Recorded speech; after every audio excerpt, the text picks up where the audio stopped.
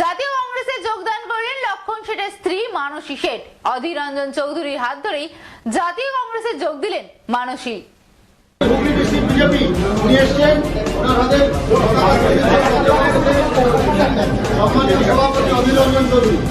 আজকে পাকা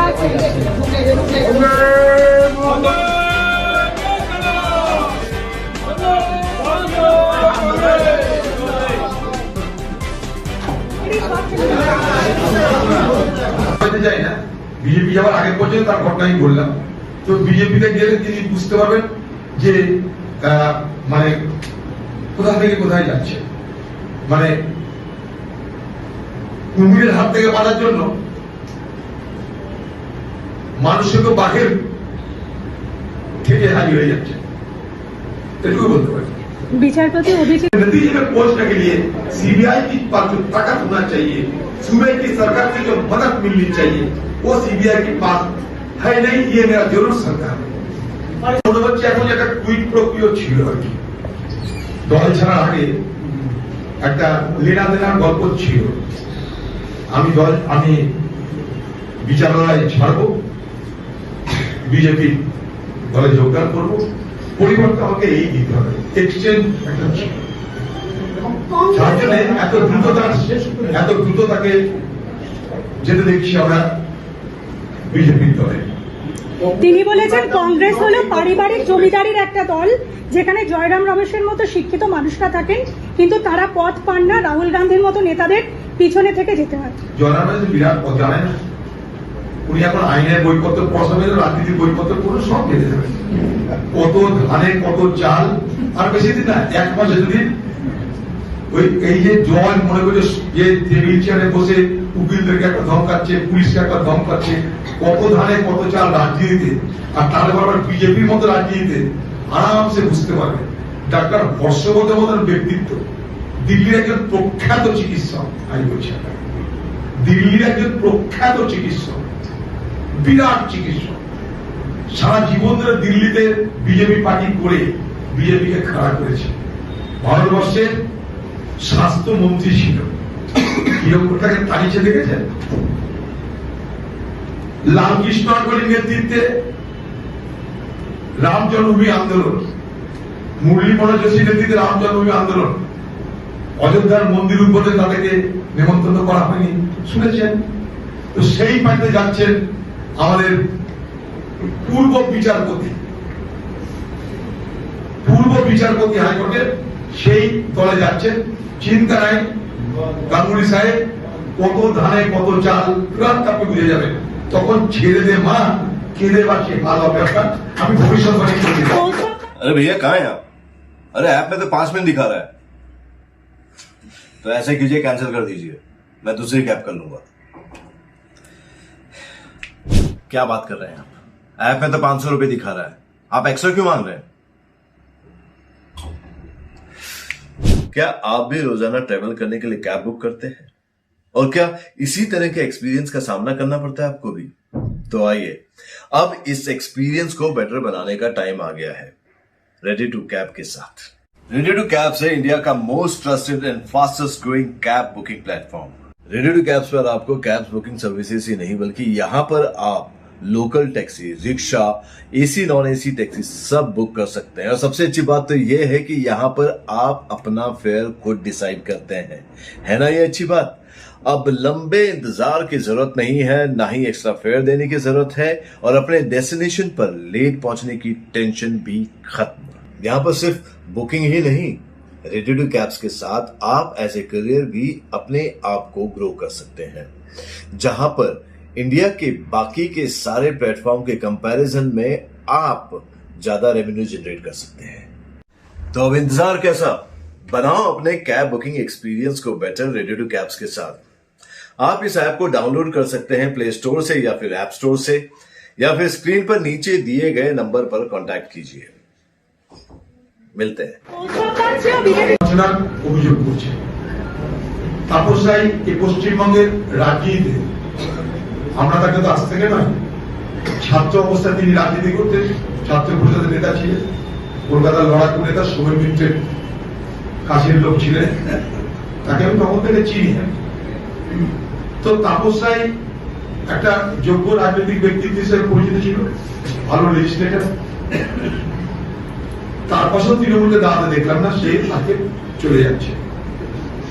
তৃণমূলের নেতারা দু চার দিন একটা অভিযোগ করে দেবে, বিভিন্ন ধরনের অভিযোগ তো ঘুরিয়ে ফিরে করা শুরু হয়ে গেছে। তো শুধুমাত্র অভিযোগ করে এই বঞ্চনার ইতিহাসকে বন্ধ করা যাবে না। তৃণমূল দলের মধ্যে এই যে ইরোশন শুরু হয়েছে, এই যে অবক্ষয় শুরু হয়েছে, এই যে ভাঙন শুরু হয়েছে, এটা আজকে হয়তো দেখতে পাচ্ছেন যে খুব সূক্ষ্মভাবে আছে, কিন্তু আগামী দিনে এটা দাবানো হবে। আজকের প্রেরিত ফেয়ার, আজকের অগ্নিস্ফুলিঙ্গ, এই যে বিরোধিতা প্রতিবাদে অগ্নিস্ফুলিঙ্গ আগামী দিনে দাবানল হয়ে তৃণমূল দলটাকে গ্রাস করবে, এটা তার প্রক্রিয়া শুরু হয়েছে।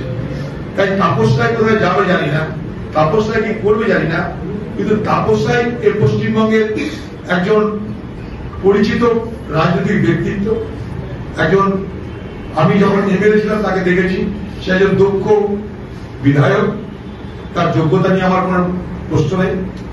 আমার পাশাপাশি মনে হয়েছে সে তার যোগ্যতা অনুযায়ী পুরস্কৃত তৃণমূল দলে হয় না। কারণ তৃণমূল দলে পুরস্কৃত হতে গেলে প্রথম যে শর্ত, হয় খোকাবাবুর লোক হতে হবে, না দিদির লোক হতে হবে, পাশাপাশি তাকে আনুগত্য 100তে 100 কমা দিতে হবে। এখানে আনুগত্যের স্থান আছে, এখানে দক্ষতার কোনো স্থান নাই।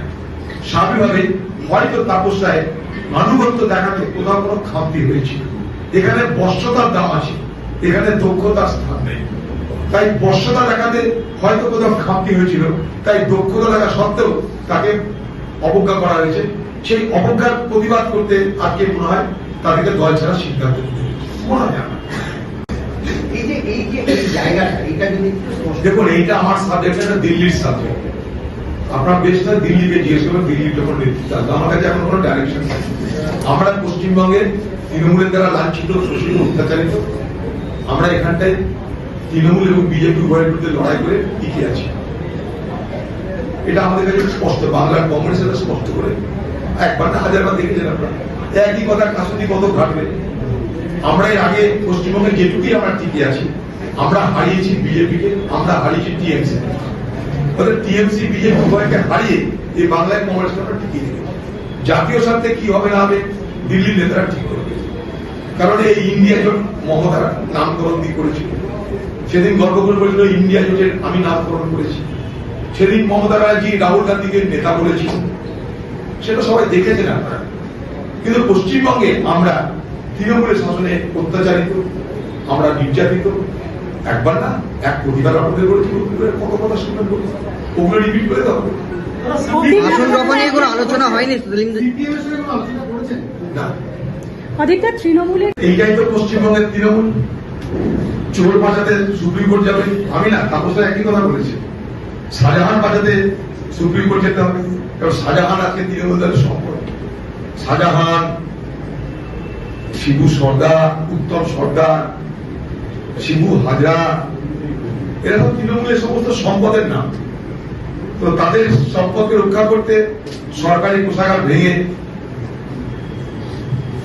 পশ্চিমবঙ্গ সরকারকে আমার আপনার টাকায় চোর বাঁচাতে, লুটেরা বাঁচাতে, নারীদের উপরে লাঞ্ছন করার অভিযোগে যারা অভিযুক্ত, নারীদের যারা যৌন শোষণ করতে যারা অভ্যস্ত, রাতের পর রাত দরিদ্র পরিবারের, নিঃসহায় পরিবারের, আমার ঘরের মা বোনদের যারা ইজ্জত লুট করেছে, তাদেরকে রক্ষা করতে বাংলার মুখ্যমন্ত্রী মমতা ব্যানার্জি, শ্রীমতী মমতা ব্যানার্জি, তিনি হাইকোর্ট ছেড়ে সুপ্রিম কোর্টে দাঁড়াতে হচ্ছেন পশ্চিমবঙ্গে আমার আপনার কোষাগারের টাকা নিয়ে। সেই জন্য বলেছি না, শাহজাহানের চিন্তা নাই, শাহজাহানের জন্য নুরজাহান আছে। কংগ্রেস হলো জাস্টিস গাঙ্গুলি জাস্টিস জোকারে পরিণত হবে। আস্তে আস্তে justice Ganguly, former justice Ganguly আগামী দিনে জাস্টিস জোকারে রূপান্তরিত হবে। নারদাকাণ্ড বলেছে একটা চক্রান্ত, মানে যেহেতু শুভেন্দু সুশের নাম রয়েছে, কথা বলে লাভ নাই, অনেক কথা বলবে এখন। ওনাদের কোর্টে তো বিচার হয়েছে, যেহেতু ওনার নেতা ওখানে আছে তাই তো চক্রান্ত হবে। তো টিভিতে সব ধরা পড়েছে, সেখানে তৃণমূলের নেতারাও আছে, সেখানে বিজেপি নেতা আছে, সবই তো তৃণমূল ছিল, তার মধ্যে একজন বিজেপি থেকে তাই চক্রান্ত হয়ে গেছে। সবাই জানে অন টিভি অন ক্যামেরা সব কিছু হয়েছে। তৃণমূল অটোমেটিক তিনি তো বুঝিয়ে দিলেন যে তিনি বিচারক থাকলেও তার মনের মধ্যে যে রাজনৈতিক ধান্দাবাজি ছিল সেটা তো প্রকাশ পেয়ে গেল, আর বলার তো কিছু নেই। বলছে তৃণমূল একটা যাত্রার দল এবং বিজেপি একমাত্র দল যারা তৃণমূলের বিরুদ্ধে, তৃণমূলের দুর্নীতির বিরুদ্ধে লড়াই করে। বিজেপি একমাত্র দল যে সব থেকে বেশি দুর্নীতিকে প্রশ্রয় দেয়। বিজেপি একমাত্র দল যেখানে যত চুরি করে ঢুকলে তুমি তারপর দিন শান্ত হয়ে যেতে পারো। বিজেপি একটা দল যাদের ঘরে ঘরে ওয়াশিং মেশিন রাখা আছে, চুরি বাটপাড়ি যা করো বিজেপি দলের সামিল হয়ে যাও, সব ধুয়ে মুছে পরিষ্কার হয়ে যাবে। একটা না হাজারটা উদাহরণ আছে। অদিত্য যদি জাস্টিস গাঙ্গুলি না দেখতে পাও, মানে এক্স জাস্টিস গাঙ্গুলি যদি চোখে তা না পড়ে, তাহলে আবার তাকে কোর্টে আসার জন্য অনুরোধ করবো। অদিত্য কোস্তাব দল ইলেকট্রাল বন্ডে মোদির পরে স্থান দখল করে বসে আছে। মমতা ব্যানার্জির দল ইলেকট্রাল ফান্ডে মোদির পর সব থেকে বেশি টাকা পায়। দিদির দল এক একটা নির্বাচনে যে টাকা খরচ করে সেই টাকাটা মানুষের পকেট থেকে আসে না। তা যদি আসতো তাহলে বালি মাফিয়া, কয়লা মাফিয়া, শিক্ষক দুর্নীতি এগুলোর প্রয়োজন হতো না। তৃণমূলের কি মুসল পর্ব শুরু? বিক্রি হয়ে গেল, প্রলোভনের শিকার হলো। অতএব মরালিটির কথা যেটা বলছে, নৈতিকতার যে কথা বলছে, সেই নৈতিকতা কিন্তু যে যুক্তি তারা খারাপ করছে সেগুলো ডাইলুট হয়ে যাবে, সেগুলো লোক হয়ে যাবে। দেখুন, দিদি আর মোদি এদের রাজনৈতিক ডিএনএ তো এক, উভয় গ্যারেন্টিতে চলে এসছে না। আমার প্রশ্ন, গ্যারেন্টি তো ঠিক আছে, তার ওয়ারেন্টি পিরিয়ড কখন? মোদির গ্যারেন্টি তো মোদি দিয়েছে, তার ওয়ারেন্টি দেয়নি। কারণ এর আগে যখন ভোট হয়েছিল বলেছিল 15 লাখ টাকা সব কারো টাকা ধরে নিয়েছে দিদি।